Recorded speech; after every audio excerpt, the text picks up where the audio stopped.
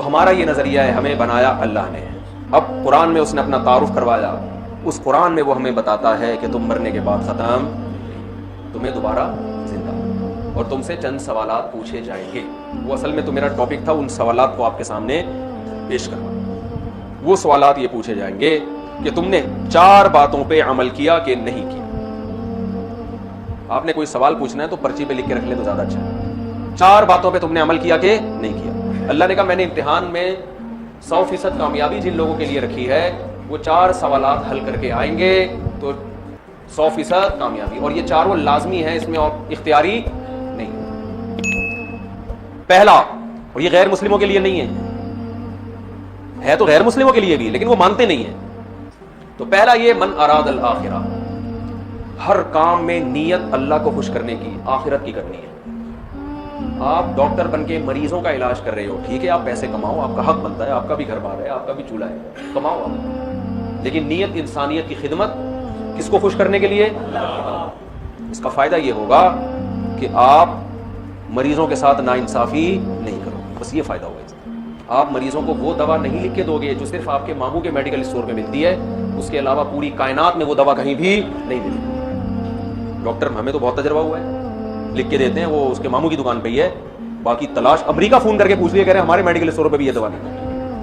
Doctor اپنے ساتھ اپنے ماموں کی کھانچے بھی چلا رہا ہو، تو یہ کس کے ساتھ خیانت ہے؟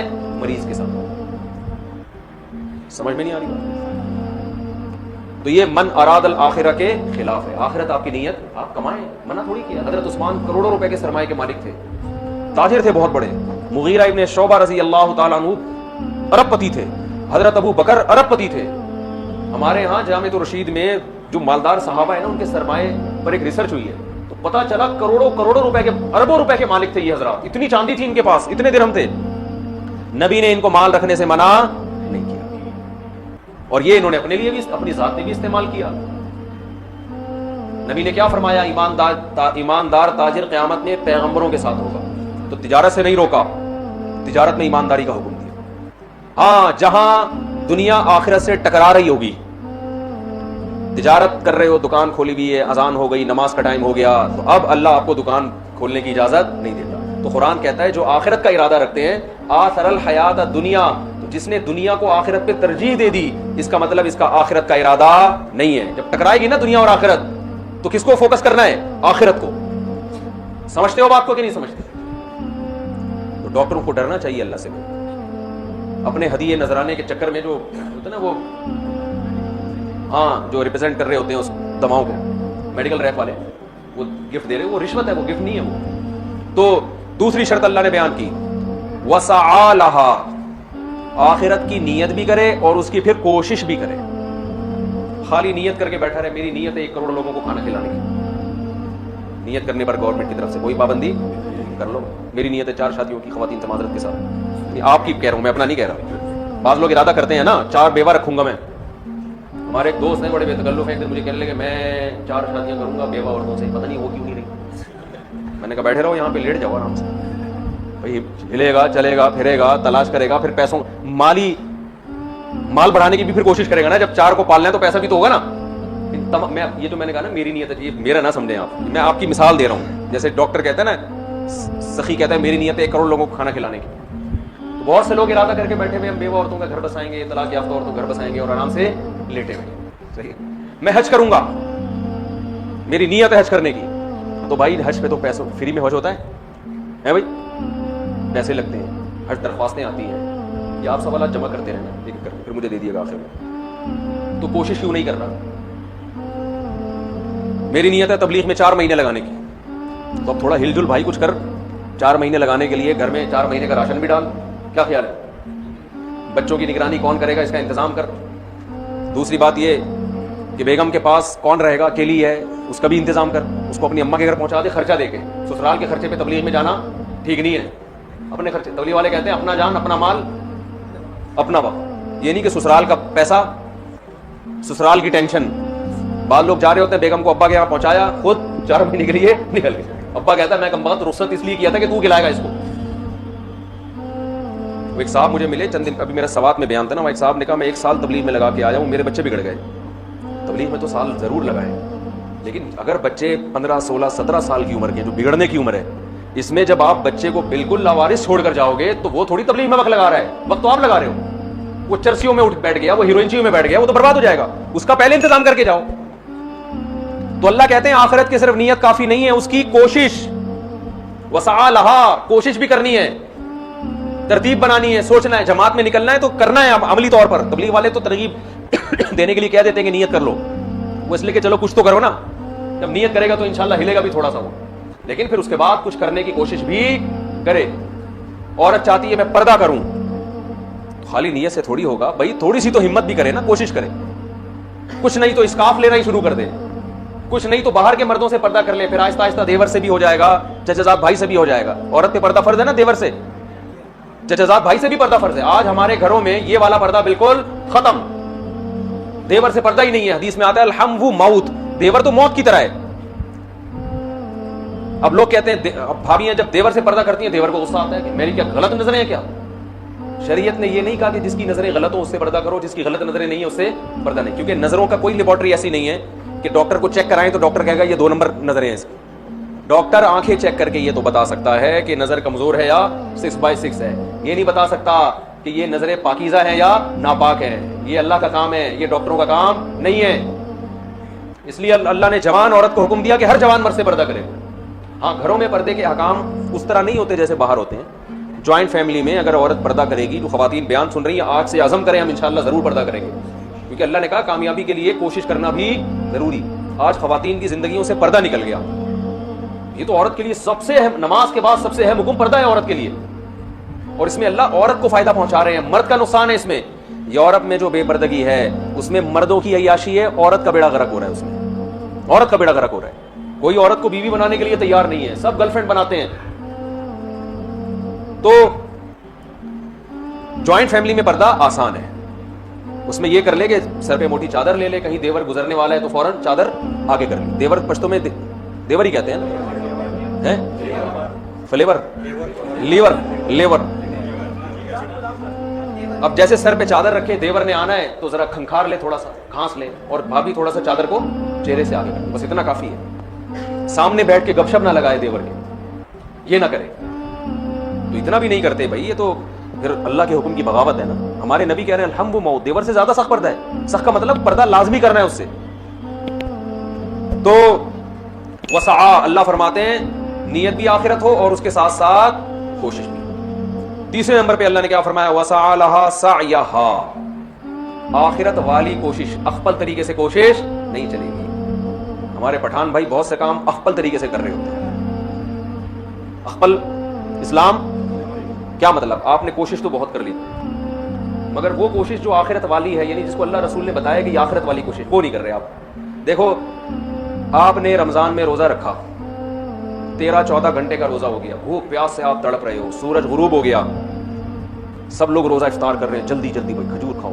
دیر کرنا کیا ہے, مکروہ ہے, ناپسندیدہ ہے, خلاف سنت. آپ نے کہا نہیں میں 14 گھنٹے کا, تو پشاور میں سب نے رکھا ہے روزہ, میں 18 گھنٹے کا رکھوں. ورنہ پشاور اور کراچی میں فرق کیا ہوگا, تو کراچی والے بھی رکھ لیتے ہیں 13-14 گھنٹے.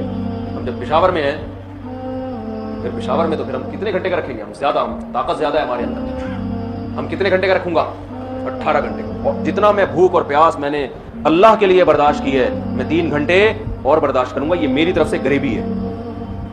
کمپنی ہوتی ہے نا بھائی, یہ تو آپ نے کپڑا خریدا ہے, خواتین مارکیٹ سے کپڑا خریدتی ہیں نا, بہن یہ ہماری طرف سے, یہ آپ نے کپڑا خریدا, یہ دوپٹہ ہماری طرف سے فری, ہوتا ہے کہ نہیں ہوتا.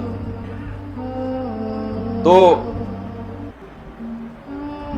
آپ اپنی طرف سے غریبی نہیں لگا سکتے بھائی. آپ کوشش تو کر رہے ہو, لیکن یہ کوشش آپ کی اپنی بنائی ہوئی کوشش ہے, یہ اللہ اس کے رسول نے نہیں بتائی.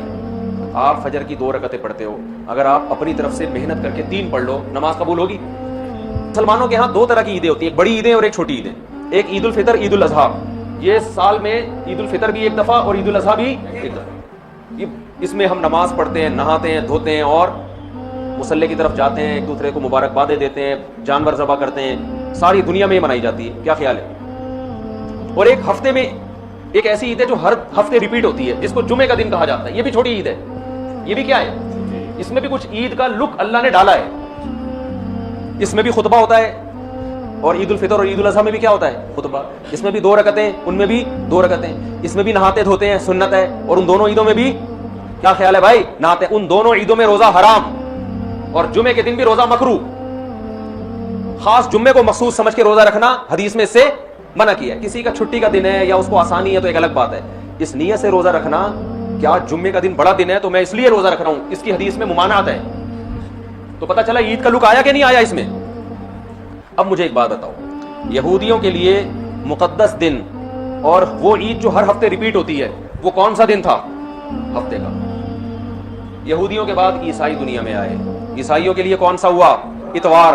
تو ہمارے لیے کون سا ہونا چاہیے؟ پیر ہونا چاہیے تھا نا. جمعہ کہاں سے بول رہے ہیں بھائی؟ ہم اور لیٹ آئے تو ہمارے لیے کون سا ہونا چاہیے تھا؟ پیر. اور وہ نبی کا یوم ولادت بھی تھا. لیکن نبی کا یوم ولادت تھا اس لیے اللہ نے پیر کو نہیں رکھا, ریورس کر دیا جمعے کو, تاکہ لوگ یوم ولادت کو عید سمجھنا نہ شروع کر دیں. بہت مشکل ہے بھائی, پشاور میں بات سمجھانا بہت مشکل ہے, بہت مشکل ہے. اور یہ الحمدللہ میں ویسے چھیڑنے کے لیے کرتا ہوں. وہ تو کراچی میں بھی سمجھ میں نہیں آتی کسی میں. یہ جملہ میں کراچی میں بھی بولتا ہوں, لاہور میں بھی بولتا ہوں. وہ غیرت دلانا مقصد ہوتا ہے کہ بولے یار اتنی آسان بات ہمیں سمجھ میں نہیں, کیسی بات کرو, ایک دم بوجھ میں سمجھ میں آ رہی ہے, جوش میں آ کے بولتے ہیں, پھر آتی ہے سمجھ میں. کچھ مسائل غیرت کے ہوتے ہیں.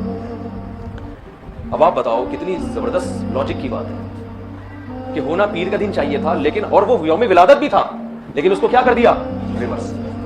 اتنا کافی تھا اس امت کو سمجھانے کے لیے کہ نبی کا یوم ولادت میں عید نہ بنانا, اتنا کافی تھا. لیکن نبی نے ایک اور کام کیا.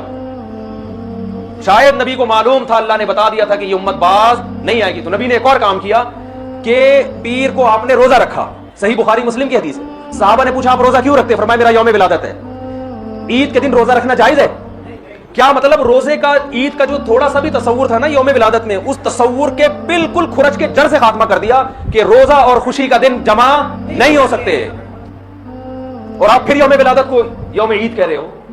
تو یہ وہ کوشش ہے جو اخبل کوشش ہے, یہ اللہ اس کے رسول کی بتائی ہوئی کوشش نہیں ہے.